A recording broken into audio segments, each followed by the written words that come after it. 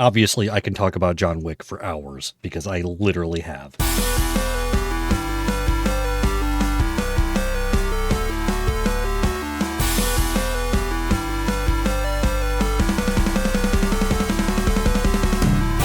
Hello and welcome to the Part-Time Gamers, the gaming podcast for people with full-time lives. I'm Cyranex, clocking in with my good friend 9 of 12. Hello there. Hello. Yep. Theo is a little bit busy today, so he's hopefully be joining us next week. But we are back here today, and it's been interesting. Yeah. I don't know where else to go with that, but if you want like more in-depth conversation of how money sucks and that you really should make a habit of checking the extensions on your browsers, just subscribe to our Patreon and you can hear our pre-show where we discuss that and my hate of money, as well as a little bit like we were starting to steal a little bit of Travis's thunder talking about John Wick a little bit there, but we refrained for the most part. But yeah. It's been an interesting week. Lots of Marvel rivals for me lately. One of my kids is playing that. Yeah. And I just hear him screaming. As a matter of fact, I was recording another show yesterday. Fletcher's like, sorry for yelling about the game. Yeah, it can do that. Like, what I'm really surprised about the game is the fact that I'm actually doing okay at it. I'm not like professional or anything but that at least in quick play I have like over a 50% win rate. So I'm happy about that. Yeah, apparently he's playing Hulk. Yeah. And there's hence the anger. Yeah, right. He's just one getting into character in particular has is really bad for Hulk, and a move that Hulk has that sucks in that situation, and so he gets frustrated sometimes. Yeah. Oh, I get it. I completely understand. It's like I'm surprised that I'm enjoying it so much because I don't know. I've fallen off of competitive shooters and stuff pretty hardcore. But I'm still finding a lot of fun in this game. So it's eventually we will talk about it. They just started their first official season, this past week. So things are picking up. They're introducing the Fantastic Four this season, which is really fun. Oh yeah, there was Mr. Fantastic dropped just the other night, right? Yep, Mr. Fantastic and the Invisible Woman dropped. This first season they're doing it. They're breaking them to. It's going to be like a double long season or twice as much content. They said. So they're actually going to be. They released the first two of the Fantastic Four this season or this last week, and in like about a month and a half or so, they're going to release the Thing and Human Torch for the rest of that season, and then presumably the following seasons are all going to be like two characters each. Yeah, I'm a slacker gamer. I just played Marvel Snap, and that's still fun. And you know what though? I've been still playing Rumble. Yeah. I think Blizzard's gonna ditch Rumble. I wouldn't be surprised. Putting in all these new events now that last like a few days to a week. So it's got you more things to do, like to reach goals and stuff. Yeah. And get stuff. But it's also glitchy, like not outright glitches, but getting rewards. You like pick your reward and it doesn't show up. It freezes. Every time I open the game, I've got like, here's some stuff from missing tomes that you should have gotten. Every time I open it for like the last week. So it's got a sloppiness happening that I'm not used to with Blizzard. So like they're introducing new features, but this is also happening. Yeah. That makes me think it's gonna get dropped. I'm honestly not surprised. I mean that genre of like Clash of Clans type stuff, is kind of saturated. And honestly, for most Blizzard fans, like games like that have no interest to me at all. So, but that's just me. But I like it. It's a part-time thing. I can't afford World of Warcraft right now, and I can have my own familiar characters. So on that note, thinking it's going to be ditched, I gotta have to get Rob to download all those files Yeah. Oh, because that's a cool thing you the get. 3D files. Uh-huh. Yeah. Those I admit are kind of cool. Like turning those into little figurines, I think is a cool thing. But yeah, the game itself is like I have no interest in this at all. Anyways, I get it. all right. Want to get back to work? Sure. Let's get back to work. So, yeah, back to work. Morning break is over. Morning break is over. All right, we are continuing our theme of choices matter. So last week we talked about the Until Dawn remake. Today we're going to be talking about another one that is kind of a big in the genre is Life is Strange, and developed originally by Don't Nod. There is a section of it that's developed by Deck Nine, and it's published by Square Enix. Which I did a little bit of digging into this, and it was surprising. Like reading up on some of the background of the game, like they went to a bunch of different publishers and they were rejected by so many different people, so many different companies to publish this because of for whatever reason they wanted a male protagonist and they refused to do that. And frankly, I think it's better that way, anyways. And finally, Square a better Enix, story. I mean, yeah, yeah, I mean it. or more a not told as many times story. Yeah. Yeah, but like, I think this we'll get into the story going forward through this. Also, right off the top of the bat, what? Right off the bat, we're going to be talking spoilers. We're not going to be holding back on any elements of this. So there will be spoilers in this. You have been warned. But yeah, they marketed it around to different publishers. Finally, Square Enix picked it up, and yeah, it's been pretty much a successful series since then, and has kind of it's had a lot of modern elements to it, and has done it well, which is great. It's also forgot to mention $39.99 on PlayStation, Xbox, and Switch, and Windows via Steam as well. So this is a like I said, it's a choices matter game.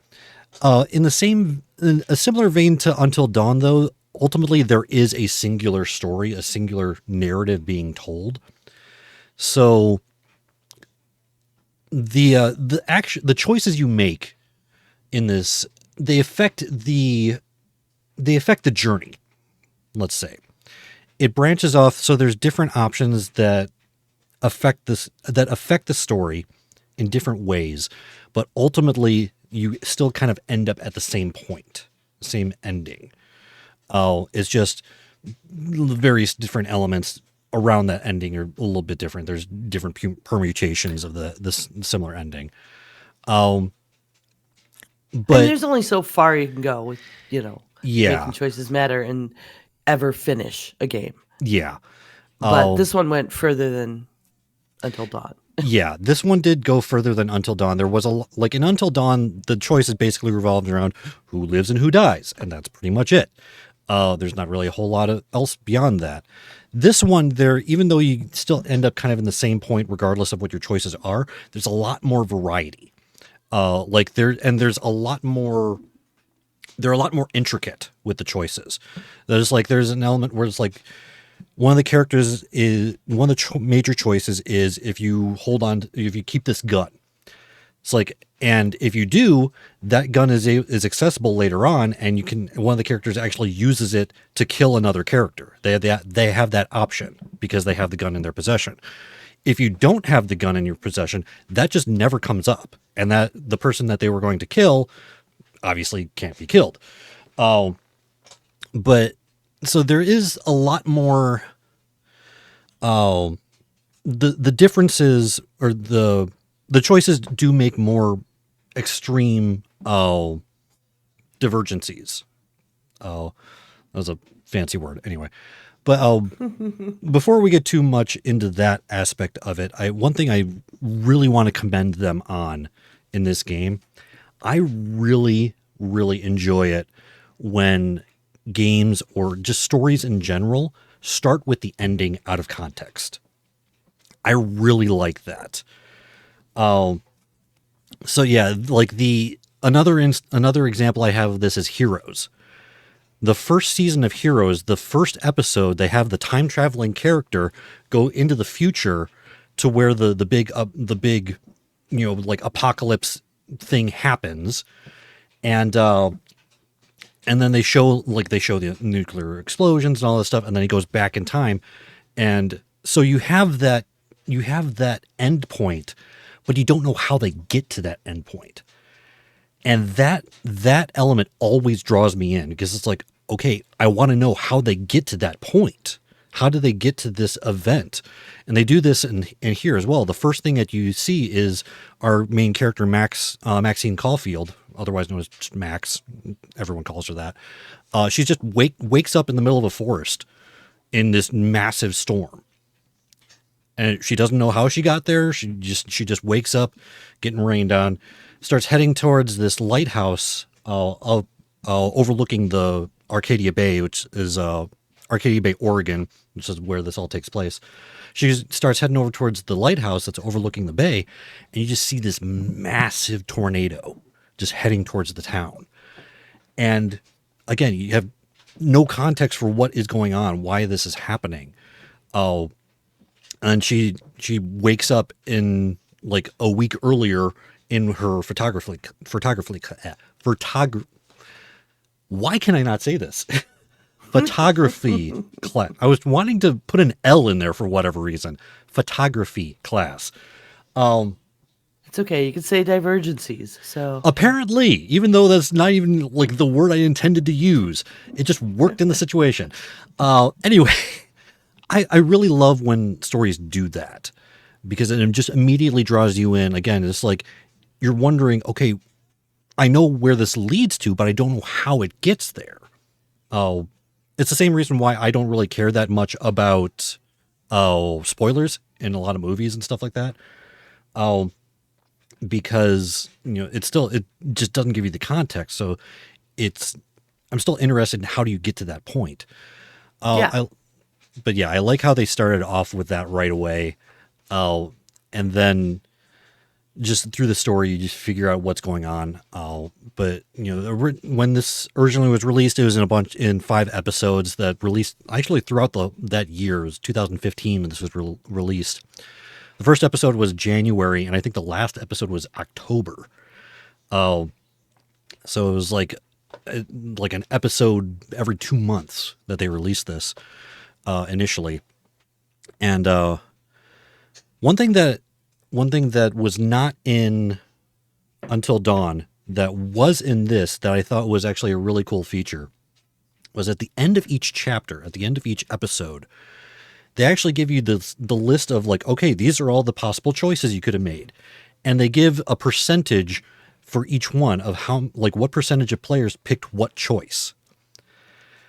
And it's really interesting to see that, because it's like, okay, yeah, this is, obviously, 94% of the players picked this choice. And I picked that one too and everything. But it's also interesting, just like when you pick something that is against the norm or against the majority, it's like kind of wondering, it's like, okay, why did so many people pick that choice instead of the other one? Yeah, I thought that was really interesting.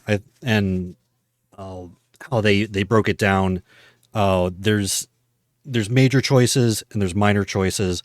The minor choices, they basically change like very subtle narrative stuff. Like, one of the early ones is drawing a picture in the dirt on the motorhome in the parking lot in the first episode. It's a minor choice. It even says in the corners, like, this choice will have consequences. Mm-hmm. It says that a lot, but the minor choices, literally the consequences are, in a cutscene, you see that. That's it. It's like you just see it later on in a cutscene. That's it. But one thing that I really appreciate about this game is when it comes to one of those major choices, which have larger overarching effects on the story, they'll have this little bit, like Max will have this little internal monologue asking herself, was like, well, what if I make the other choice? What would happen if I do that? Oh, something that I forgot to mention. One of the big key elements of this game is, well, we can talk about the story. Okay. Recentering. So the story, the story starts off with that cutscene of her in the storm. She wakes up in her classroom, you know, kind of bombs a couple of questions in her photography class. Goes out into the hallway, goes to the bathroom, just kind of collect herself and everything. She splashes water on her face, goes off behind the stalls where there's like a mop bucket, and she notices this blue butterfly flying. It comes out of one of the vents and starts flying out behind the stalls. So she goes over there, she uses a Polaroid camera, like an old school Polaroid camera, for all of her photography. And so she goes over there, takes a picture of the butterfly, which is important later on. You'll find out. But she takes a picture of that, and as she takes the picture, this boy comes into the girl's restroom, and he's all panicked and everything. Like, you can tell something's going on with him. And another girl comes in. They get into this argument, and he pulls a gun on the other girl. They get into this little struggle. She ends up getting shot in the stomach. And that is when Max she reaches out her hand, and for whatever reason finds out that she's able to rewind time. So this rewind mechanic is integral to the rest of the story. I think it's actually very well done, how they use it and everything. There is a couple kind of weird discrepancies when using it, but you know, it's baked into the mechanics and everything like that. But yeah, she rewinds time to before the girl is shot, and then hits the fire alarm that's over in that area. So the girl is able to escape and everything like that, and then you go out, leave the bathroom, and the first major choice you have is whether or not to tell the principal about the incident that just happened. About the guy's name is Nathan Prescott. He's, you know, his family basically owns the school. They're one of the biggest trustees of the school, and all that jazz. So you can either tell the principal about Nathan, you know, waving a gun around, or you can withhold it. That's the first major choice.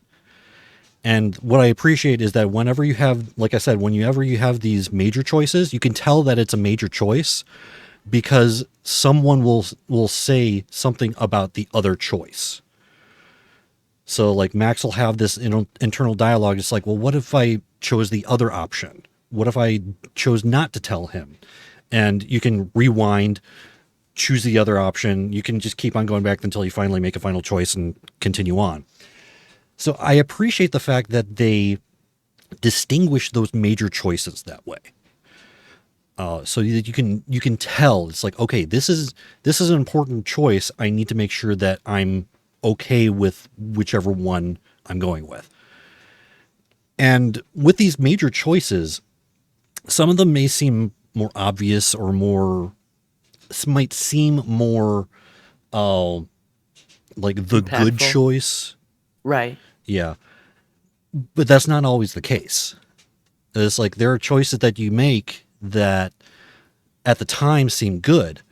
Like for example, like a good example of this is there's a character, what is her name?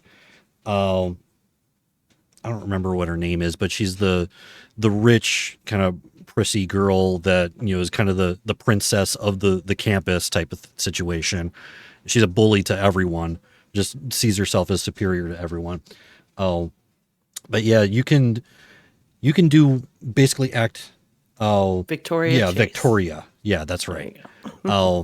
thank you, Jess. I knew you played this game as well. I know this is this is the series that you've played quite a bit of. So, but yeah, I forgot if only I had an internet connected device for which I could look up all this information. Well, like you have the option of being nice to her, kind of killing her with kindness type of situation, despite how mean she is to you. And the problem is, if you do that, ultimately she gets killed. It's like there's Well, you can never have all the information, like yeah, life. yeah. I mean, that's the thing is, you can be nice to her and all this stuff, and ultimately it's like she goes to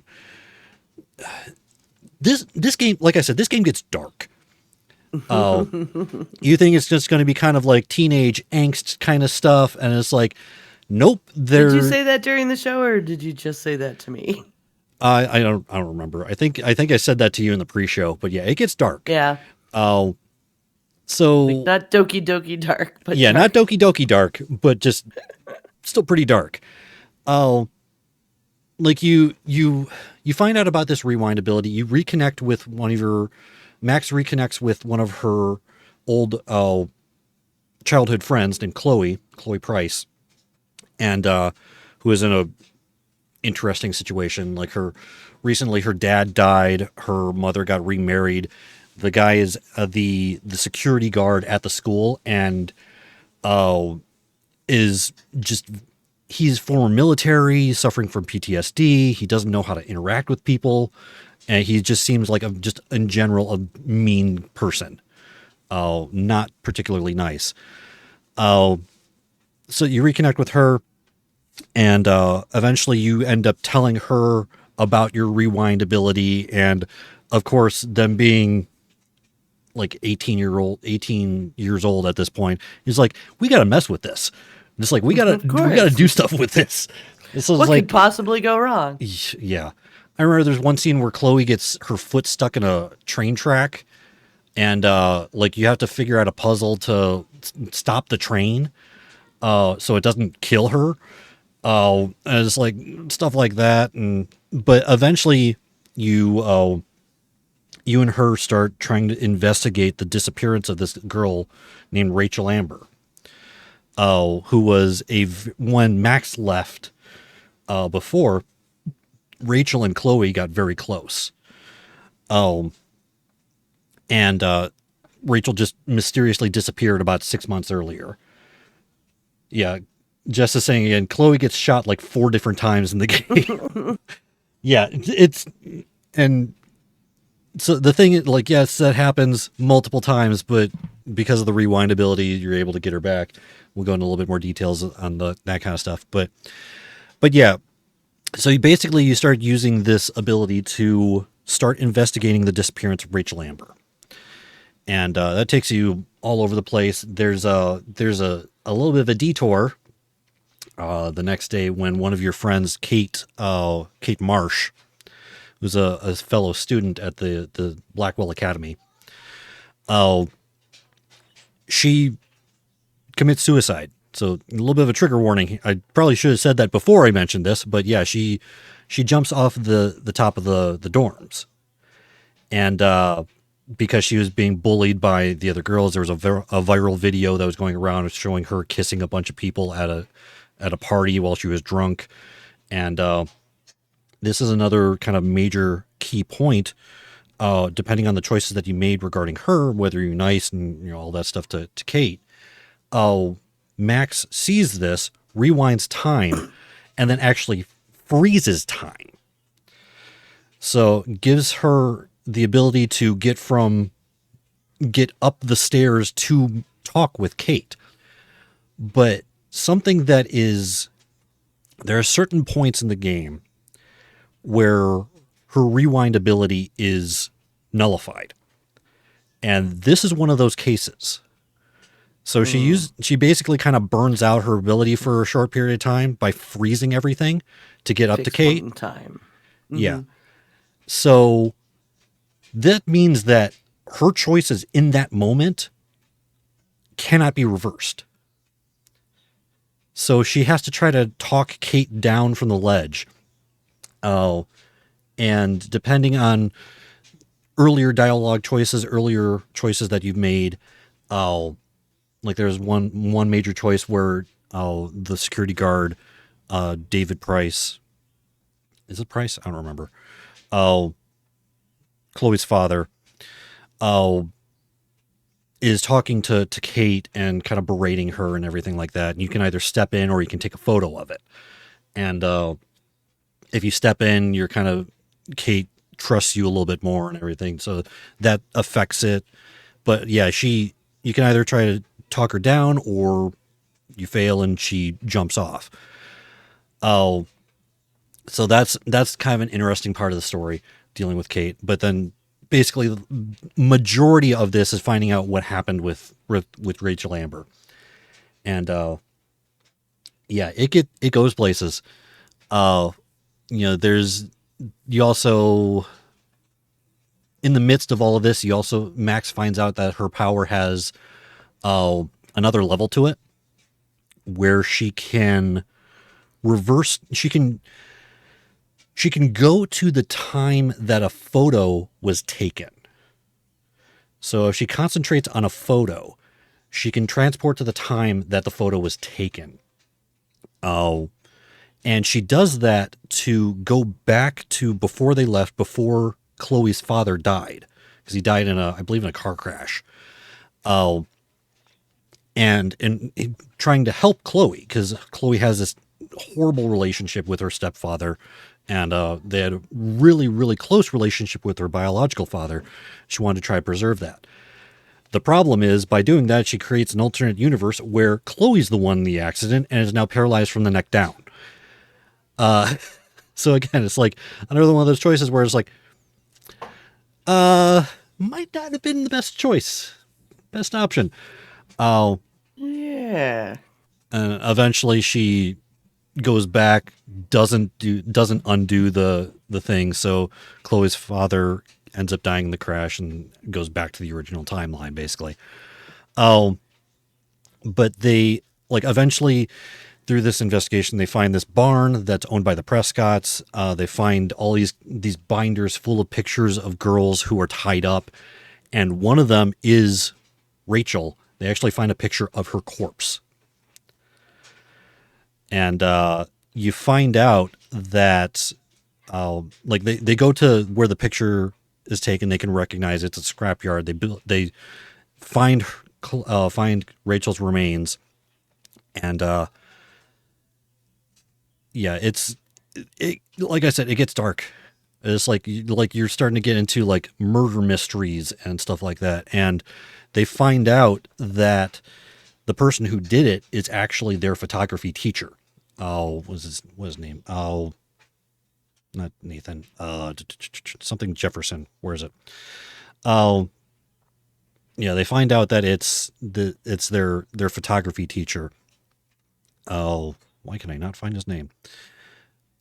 Something Jefferson. Mark Jefferson. There we go. And he actually, this is one of those instances where Chloe gets shot. They get ambushed by him. Max gets knocked out, drugged, injected into her neck, and Chloe gets shot in the head. Max wakes up in this bunker, tied up, and Mark Jefferson's this just serial killer who his whole thing is capturing the moment when innocence turns into corruption. He's just sick. And this is actually one of the instances where you find out that David is, even though he has that rough exterior and like he's pretty abusive at times, it's a weird situation with David because he's doing things for the right reasons, but he's going about it the very wrong way. It's like he tries to explain. It's like he at one point depending on what choices you make, he can hit Chloe, because Chloe was caught with weed, and he's very adamant about no drugs, anything like that, and slaps Chloe. And It's like later there's a conflict between where you can choose to side with David or side with Chloe. And if you side with David, he actually kind of opens up to you and says like, basically like, this is the only way I know how to deal with things. And it's like, again, ex-military, PTSD, deeply loves his family, just has no idea of how to, Yeah. no idea how to deal with it. So it's this weird situation because like when you start hearing from his side, you can kind of understand, but it's like his actions are still not good. Yeah. No, go get therapy. Yeah. Yeah. But at this point, David actually has been doing his own investigation as well and has used Max and Chloe's the information they've gathered to find out about the bunker. And he actually comes in and to save Max. Yeah, he ends up saving Max with a little bit of rewind time ability and all that stuff. Max is able to go back into a photograph from, again, the beginning of the week in Jefferson's class before all of this stuff started happening, and then basically outs Mark Jefferson as like, hey, this guy's a serial killer. You should probably do something about it. You find out that Nathan Prescott was his protege that he ended up killing before kidnapping Max, because it was actually Nathan Prescott who was he overdosed Rachel, and that's why Rachel died, is because of Nathan. And Mark was upset with that and all that. It's dark and convoluted. Yeah. But choices matter. The time travel mechanic is interesting and it evolves, which is neat. Yeah. How's the game play for picking up and putting down? And how long a playtime potential does it have? For the 5 episodes, each episode is probably about 2 hours or so. So total between the 5 episodes, we're talking maybe about 10 hours to play through it. Pretty good. Depending on how often you backtrack, rethink your choice and everything like that. But even then, they have, like, once you've gone through a conversation once, they do have like a fast forward feature. So even if you go back to make a different choice, you don't have to listen to the whole thing again, which is nice. But for the part-time gamer aspect of it, you can try to break it down into episode. Those are a little bit longer sessions, but you can also, there's checkpoints throughout each episode as well. So it does give you plenty of off ramps and ways to get back into it and everything like that. But I also want, before we get too far away from it, like we like that, all that stuff is what's leading up to the ending, but we haven't gotten to the storm yet. We haven't really explained it. And this is one thing that I actually thought was really cool about this game as well. It's like a tornado, right? Oh, it's massive. It looks like coming in. Yeah. And like the way that it's based, like I interpret it, is this is fate taking it out on the town because Max is messing with the plan. Like the more that Max is using her ability, the worse the storm gets. And you see there's this progression as the story continues on of worse and worse weather patterns. Like I recall at one point, like they're in their classroom and there's just like a flock of birds just all run into the window and just smash themselves onto the window and all kill themselves. And it's like you get all these wild weather conditions and everything going on. And it's all because of her rewinding time and affecting the times, that the timeline. So ultimately where you get to is you and Chloe are back at the lighthouse witnessing this storm together. And it gives you 2 choices. You can either A, give the middle finger to fate and leave town with Chloe, but in the process of doing that, the storm wipes out the entire town. It's just completely decimated. I think David is the lone survivor of the storm out of everyone in the town. It just levels everything. Or you can acknowledge that this is all your fault, unfortunately, and that photo that you took of the butterfly is still on your person. You go back to when you go back to when you took the picture of the butterfly, which is before all this took place, and you let Chloe die. And in the process, the storm never comes up because this is what like fate dictated was supposed to happen. Butterfly effect. Yeah, exactly. Be on the nose.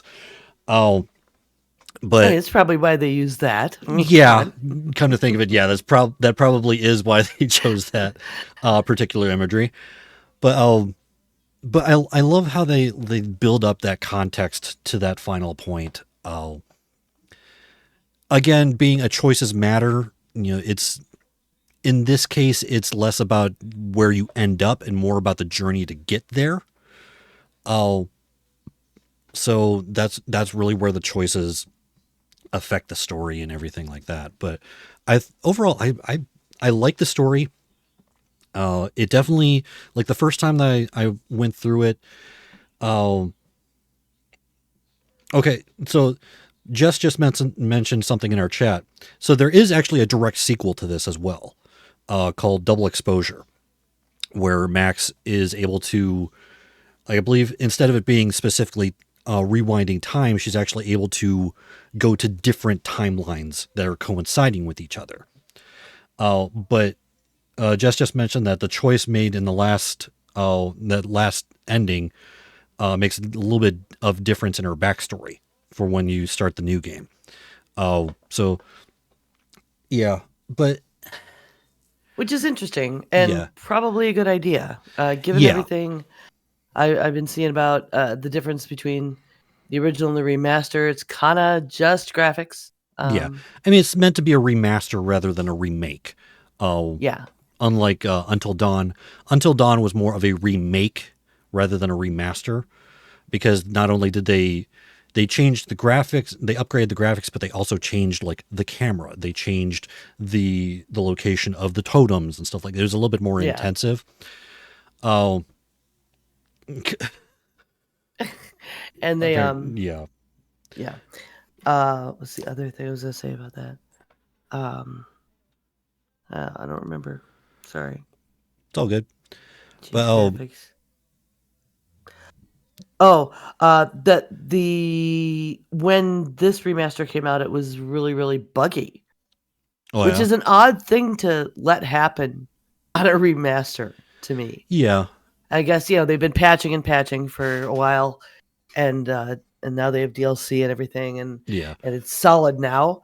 But it's Yeah. like, why did they make? Is this a choices matter? Like, is this a cyberpunk problem? Like, Well, part of it, it was actually a different development company. I believe the remaster, I could be mistaken. I know Deck 9 did one of the DLCs before the storm. I don't remember if Deck 9 did the remaster. I think they did.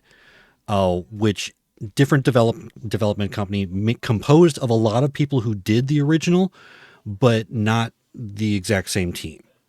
So that could have been a contributing factor.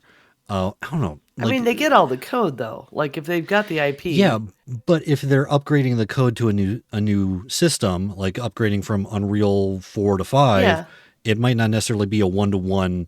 It's like Sure. there's stories from updates in World of Warcraft where they change one aspect and all of a sudden the deer in another completely different region are floating for whatever reason, because coding is weird. So I don't necessarily hold that kind of stuff against them, especially since they have fixed it. Yeah, just if you're gonna release something and you're gonna charge another $40, like, just calm your tits and wait until it's ready to release. Like, Yeah. I mean, in that respect as well, the original is still accessible. So you can. if you bought it, sure. Well, yeah, you can still. I don't remember if it's a lower price. It should be, but I didn't actually look at Yeah, what the one would price of the think. original I don't was. know.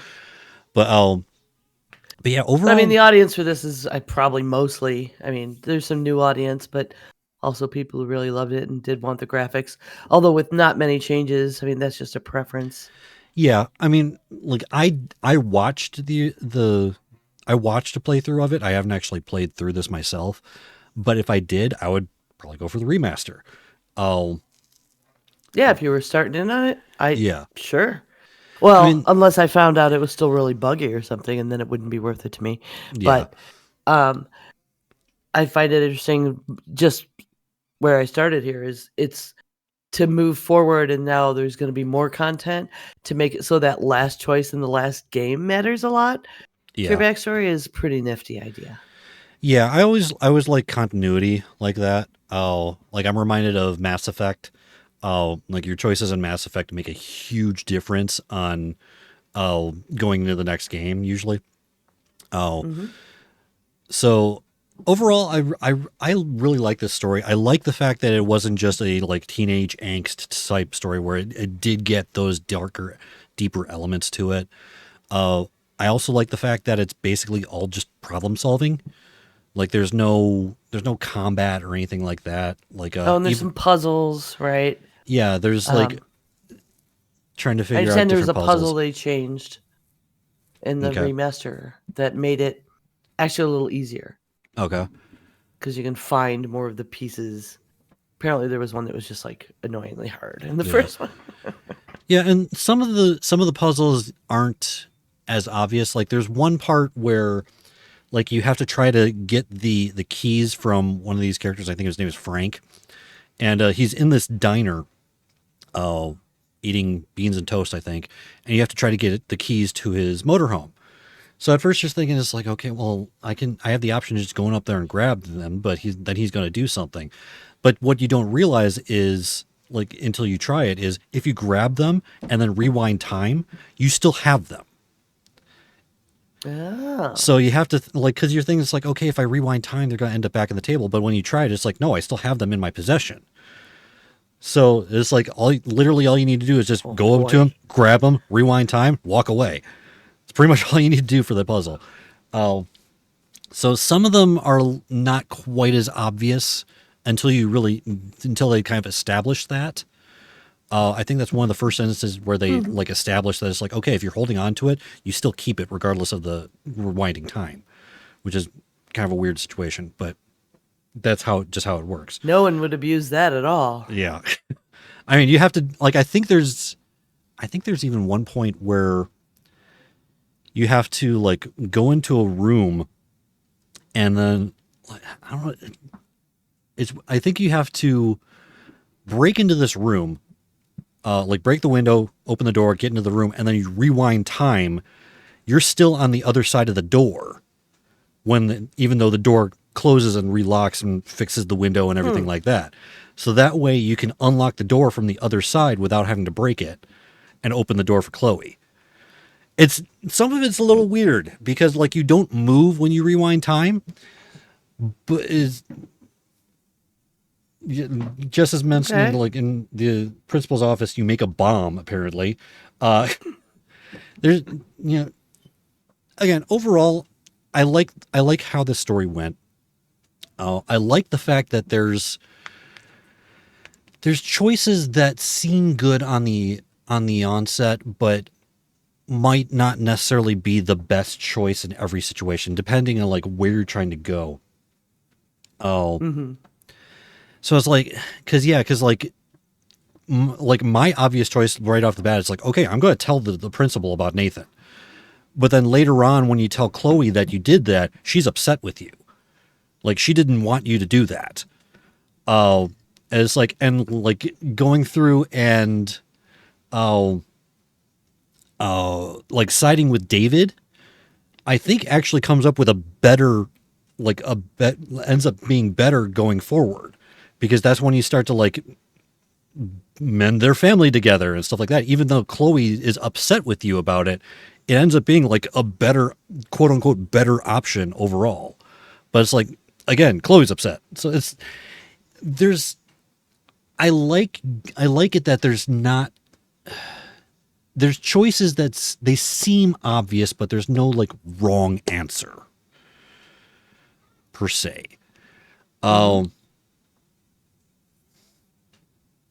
Yeah, like Dives in our chat is mentioning, there's another part where the teacher is quoting John Lennon, and then you rewind time, quote it back to him, and he's impressed with you.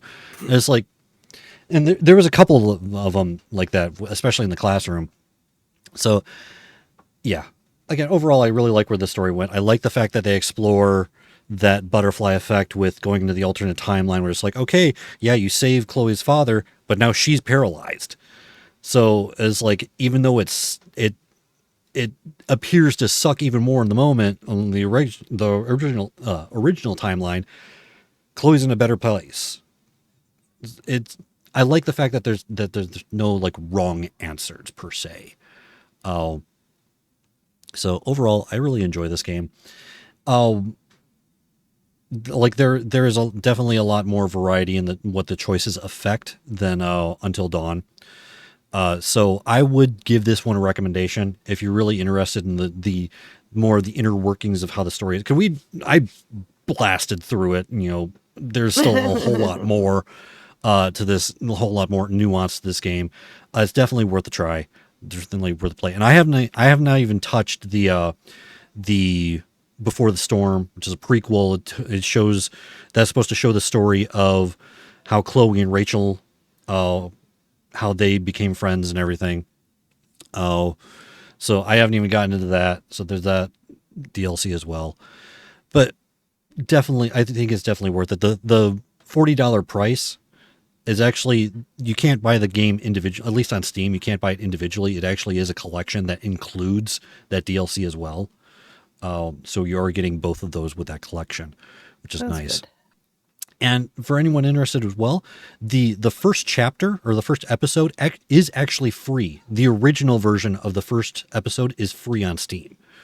So you can at the very least get a taste of what the game is like for free on Steam that way. Right I on. did not know that as well. Jess just told us that there's two other, in addition to Life is Strange and Life is Strange Double Exposure, there are two other Life is Strange games. And one of the characters from Life is Strange True Colors shows up in Before the Storm. So a little bit more connective tissue than I thought there was, because I thought originally that those were completely different or like completely separate stories, but apparently there is some connective tissue between them. So that's cool too, that they have that connective tissue in the series. Yeah, But yeah, can overall, appreciate that. definitely give this a recommendation. And yeah, definitely. I like I said, I like where the story went with that one. It was a little bit more nuanced and in depth than Until Dawn, and that wasn't just a straight up horror game. I like that. Everywhere but Mac. Yeah, unfortunately. So I think we're good there. Before we get going though, we're like I said last week, we are doing things a little bit differently with the show now. We're kind of switching the segments around, so we still got a little bit of time and we got a subject. Getting into our water cooler talk. You get that thing I sent you? All right. So for a water cooler talk, I wanted to get a little bit of discussion with specifically console exclusivity becoming less viable. There was an article a couple weeks ago, end of December, where one of the leads at Square Enix basically said that like going forward, Final Fantasy Remake cannot be console exclusive. It cannot be PlayStation exclusive. That it's just, even though Remake and Rebirth were financial successes to a degree, he's saying basically it's not viable anymore. And I completely agree with that. I think when the consoles were first coming out, when you had like the Xbox, the PlayStation 2 and stuff like that, console exclusivity was helpful because the consoles themselves were not very expensive and the games themselves were much more important at that time. So like getting a PlayStation 2 or PlayStation 3 or whatever it was at that point, and getting access to like Ratchet and Clank, I think was on there at the time. That was a PlayStation exclusive. Or just like, okay, I want to be able to play Halo. That's only on Xbox. Making those kinds of choices was more like having those specific games on those consoles was much more of an impact because the consoles were also less expensive. So it was also less of an issue because they were so much less expensive. You could just get both. You can get multiple options. Now, on the other hand, like with consoles being like $700 or $800, it's like I don't care what games are on it. It's like I'm not I going think there's another factor too. I mean, I know there is in my household because you've got multiple generations of gamers now. Yeah. You got like parents, grandparents, kids, grandkids playing, and I know for years like we could only afford one console. What are we going to choose? Yeah. And we chose Nintendo consoles over and over for years. Yeah. When you've got small kids. Yeah. In the house because they have more family-centered games, more kid-friendly games, And I then, think they that's get really older, and you get more options. Yeah. And play a wider variety of things. I mean, the last console we bought was the Xbox One, and part of that between that and PlayStation was, well, which one? Like we wanted a Blu-ray player. Yeah. Because our DVD player died, and like that was part of the decision. And we've got the Switch, but that's kind of just a different animal altogether, and neither of them had as much to do with the games making that decision. Yeah. I do think that Nintendo is like the only console maker right now that can still do those exclusives. But also that the big part of Nintendo is like I have my Nintendo Switch here. The fact that it's portable. It doesn't have to have the greatest graphics, but the fact that you can just take it wherever you want to go and play your games. Yeah, that it's is a different animal. Yeah. It's less. But the wide variety of games that we've been, seeing come out and talk about, and all the indie developers and, things we talk about on this show all the time, I can see where they have a lot of point. Like their money they made was satisfactory and safe. Yeah. But it's not the same competitive thing as it was to be exclusive to one platform for a game. Yeah. Like, being exclusive to a platform, it used to be, I don't know, like thinking about it now, just like, to me, the whole idea just seems dumb. It's like from the start, it's like, okay, if you are a game maker, and maybe it was because like they were making deals with specific, the specific companies in order to get funded and everything like that. It's like, hey, we'll publish your game, but it can only be on our console for whatever amount of time. Maybe that was the case. Like these developers were doing it that way just so they can make the game. Period. And a lot of IP fights. Yeah. And programming games itself was not as accessible. Like there was a lot more investment going in and like releasing your hardware with certain software. Like it was just a different world. Yeah. But yeah, like now with like publishing games in general is easy. It's like there are independent companies out there who publish their games themselves. With the big uptick in the indie scene, with the increasing viability of PC gaming, like I haven't had a console other than this Nintendo Switch Lite that I won at a raffle. I have not had a console since the Xbox 360. So for like 3 generations of consoles, I just haven't had one. Why? Because I have a computer right here that can play basically everything I want to better than the consoles. So, but it's like the biggest thing is like, it's getting to the point where it's like, okay, if your game doesn't come out on PC, then the game isn't worth it to me. I'm not going to go out and spend $700, $800 on a console so I can play one game. And that's the case specifically with Rebirth. It's like I've been waiting Yeah. for it to hit PC, which finally it is in like I think a week or two. Oh, even though I don't think I'll be able to get it right away, but probably next month I'll be able to buy it and play it on PC. It's like, or even like Until Dawn. You talked about that last week. You know, up until the remake, it was still exclusively PlayStation. It took 9 years for them to release it on PC. 9 years. You realize how much more money they could have made? I mean, that's like with Microsoft's mentality towards games now.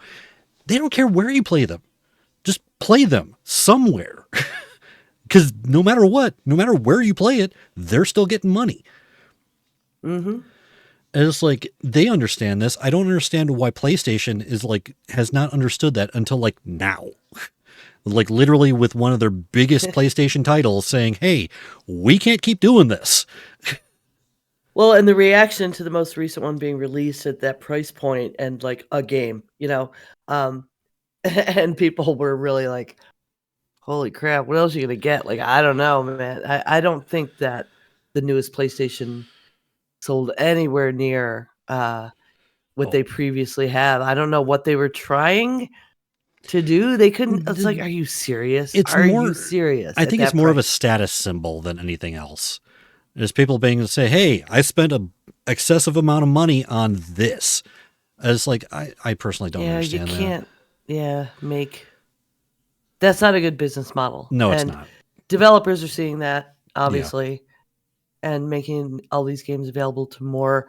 I mean, it's more investment in the industry, and maybe some game developers will get their jobs back once people are developing, for more platforms at one time. Well, yeah, because then like it could potentially open up more jobs, because then it's like you have one team working on one platform, you have another team working on another platform to like get all the fine details and like because I'm sure these things are coded differently. You could have, I could see that happening where you have like, okay, this is our PC team, this is our Xbox team, this is our PlayStation team. And then you've got another team if you've got cross-platform play. That's true too. To make that smooth and stuff. So it's a lot of investment, and maybe that's why it was resisted for this long. But the number of players increased. Yeah. Is going to be, that's an exponent of who you would be employing to actually build the products. Yeah. And the other encouraging thing about this is, like I said, I'm going to be playing Rebirth. I will be playing that. I've been looking forward to this game since it was announced, and an extra year now that it's coming to PC. But this is also very encouraging because they're basically saying, hey, the games in the future are not going to be PlayStation exclusive. That they're going to be releasing this to a much wider audience. There's also rumors of this also implying that there's going to be an Xbox release of these, which is again more. I would not be surprised by that, because some of their other games are already playable on Xbox. Yeah, and it's like, and this is something I think Blizzard understood pretty early on, because one thing that Blizzard does is they try to make their games as accessible as possible. They for decades they released everything on Mac and PC. They didn't really so much do a lot with console. Like there was the StarCraft on like the N64, I think, at that point. But they released it to a much wider audience, and they released it in a way that it was accessible to the audiences to play. That's something that Blizzard's done for years, for decades. They've understood that. It's just kind of amazed me that it's taken this long for so many other developers and publishers to realize this. That it's like, hey, if we release this game to a bunch of different platforms, we could make a crap ton of money. Right. Instead of like, okay, we're going to release this game to 23% of the total gamers of the world. Well, it's a hardware, manufacturing issue too. Yeah. They wanted, for their part, the exclusivity. I think Xbox, it makes sense now that because that's a Microsoft product, Yeah. and they have gotten such success with Game Pass that now it makes sense to them. They actually have proven it can work. Yeah. Sony, we know what IP hogs they are. Yeah. They never want to let go of an IP. And so, of course, they're taking longer to come on board with sharing anything. Yeah. And I also do think it might be a cultural thing as well. Because, PlayStation is Sony, which is a Japanese company. They have a very different mentality when it comes to business. And they seem to be a lot more, I guess, stubborn to change at times. I mean, Nintendo is another case of that, where they it's like, this has been working for this long, we don't need to change, and until they absolutely need to. So there might be some cultural elements to that as well. Of course, America is much more free market type of stuff, and they want to make as much money as possible with as little work as as little effort as possible. I do know on the development side, knowing some game developers and stuff, that the Mac PC thing is different. That's not even as much about profitability, but about the market, and it's actually been harder, and a lot of that is changing to program for the Mac OS, partially due to security things. That the way it's built, there's stuff just in place that will not go. You will not be allowed to run it on a Mac unless it meets a certain standard there. And that's been the case for a really, really long time. And so, I've known game developers like I was making it and then they cut it because it was just, they didn't want to spend the money because it takes longer to develop anything for that platform. Yeah. But a lot of that is kind of leveling out now too. Those barriers. So I hope, I hope that continues, because I like being able to run everything without having to run any kind of Windows emulator anymore. Yeah, which unfortunately there's a lot of those that are still... They're kind of garbage. Yeah. So. All right. Just wanted to touch on that. But I think the motivation, I remember I wrote in the notes about the game about we were talking about, Life is Strange. Yeah. Because I did see some speculation, things like all these remasters we're seeing could very well also be pointing toward this. They're getting ready to put all of these things on more platforms. And so the graphics up to date now, to years later be able to basically reap in a bunch of money from new people who hadn't played the game yet, who couldn't, when they move to all platforms, this stuff will be ready to go and look like newer.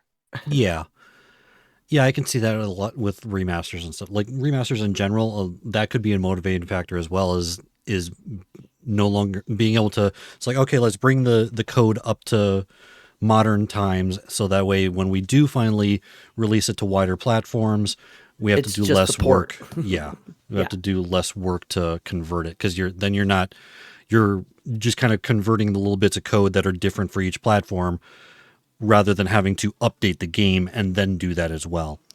So I could see that as well.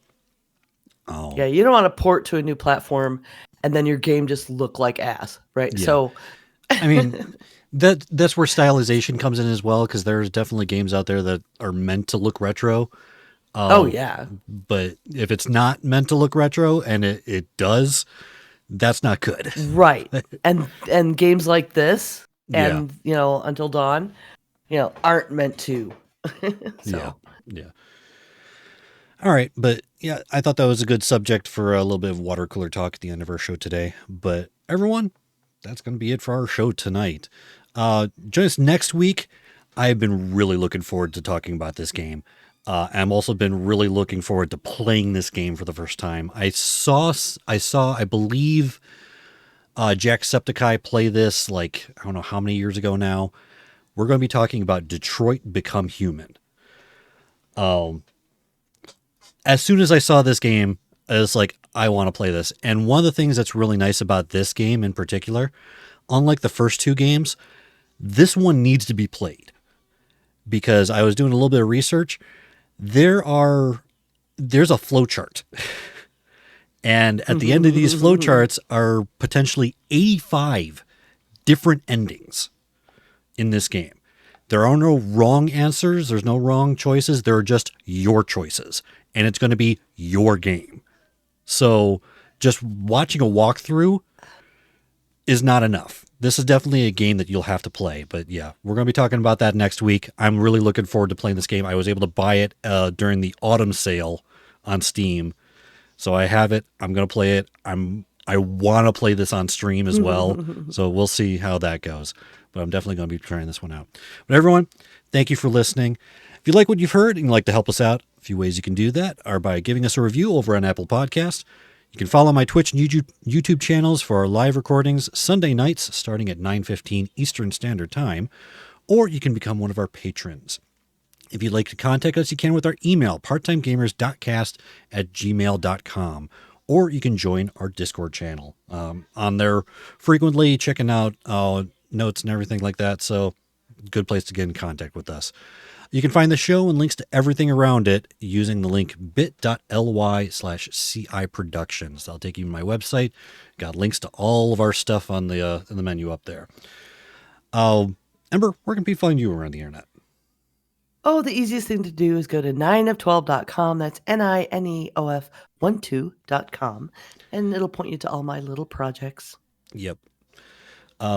Including doing non-alcoholic drinks on Tipple Theory. That's actually kind of interesting to me. Yeah, the new season of Tipple Theory hasn't dropped yet. It'll be dropping in the next week or so. We like to put a few in the can, but this season on Tipple Theory, you can find the other seasons on my website, but this season is going to be all non-alcoholic beers, wines, cocktails, spirits, all the things. Nice. And you can find some Thero's work over at swolecast.com/thatoneweirdo and rabbitinredradio.com. I want him to say that a little bit slower because for the longest time I thought he was saying rabid, like rabid in red. And it's like I couldn't understand what he was saying at first. Now I have actually written down rabbitinredradio.com. And everyone, thank you. Until next time, we are the Part-Time Gamers clocking out.